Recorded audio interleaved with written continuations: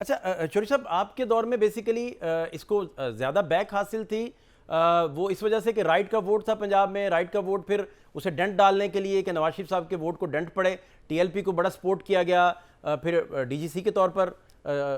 पैसे पूसे भी तकसीम किए गए, फिर बड़ा आप बेसिकली कह रहे हैं कि जनरल बाजवा का रजीम जो है वो कंफ्यूज था टीएलपी को लेकर,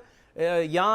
उसे ठीक पाथ ना मिला, और आपकी जमात पे इल्ज़ाम लगता था, आपके मिनिस्टर्स रिकॉर्ड पे मौजूद हैं, एहसन इकबाल साहब को जब गोलियां लगी तो वो कहते थे कि ये ठीक है, इसी तरह ही होना है, फिर आप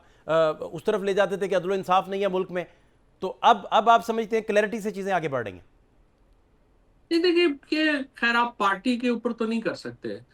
पार्टी के अंदर तो इमरान खान भी बिल्कुल वाजे थे कि इनके ऊपर बैन होना चाहिए, और ये पार्टी जो है वो मुतशद्दिद पार्टी है। बाजवा साहब भी क्लियर थे, डीजीसी साहब भी क्लियर थे, ये इशू नहीं है। इंडिविजुअल्स का प्रॉब्लम नहीं है, इंडिविजुअल्स आप भी क्लियर हैं। लेकिन एक होते हैं फैसले की, एक अपनी जाती सोच, और एक होती है फिर उसकी इम्प्लीमेंटेशन। जो आपने एहसन इकबाल साहब का कहा, तो आप देखिए ना कि 2021 के जो